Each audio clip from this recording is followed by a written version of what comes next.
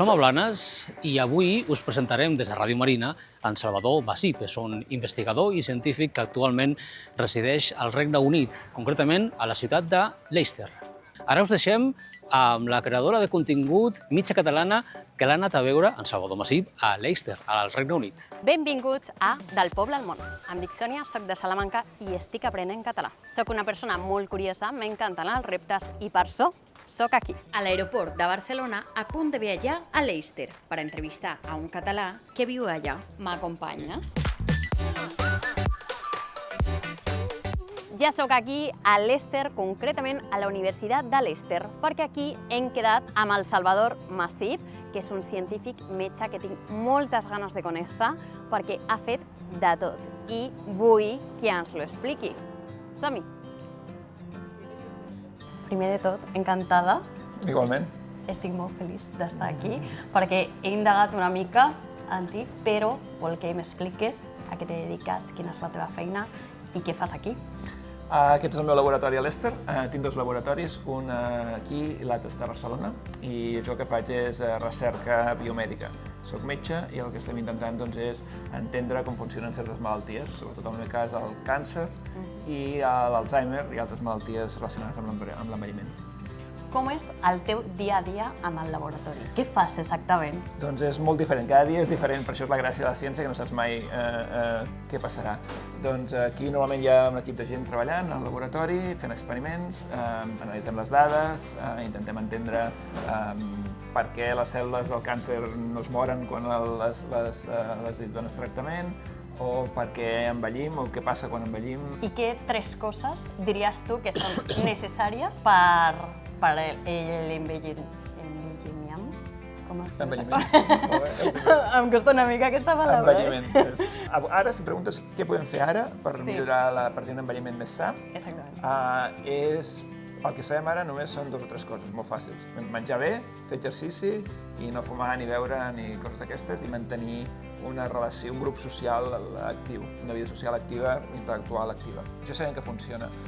Això ho portem els metges dient tota la vida, però ara sabem que hi ha una biologia darrere. O sigui, realment no fer exercici i menjar malament el que fa és accelerar l'envelliment. Estem avançant molt a la investigació de malalties com el càncer o l'Alzheimer, que deies? Sí, jo crec que sí. Estem algunes més que altres, però aquestes malalties relacionades amb l'envelliment estem entenent molt millor per què passen, quina és la biologia que hi ha al darrere. L'última pregunta, ja que farem aquí, és què és el que més t'agrada de la teva feina?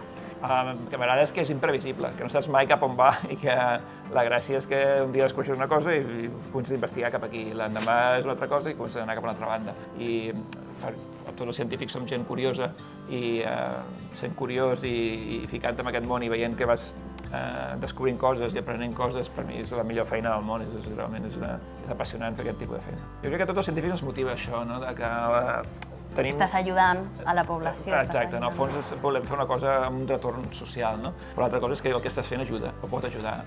I sobretot jo que soc metge encara ho tinc més clar. Jo em vaig ficar a la medicina per poder ajudar la gent.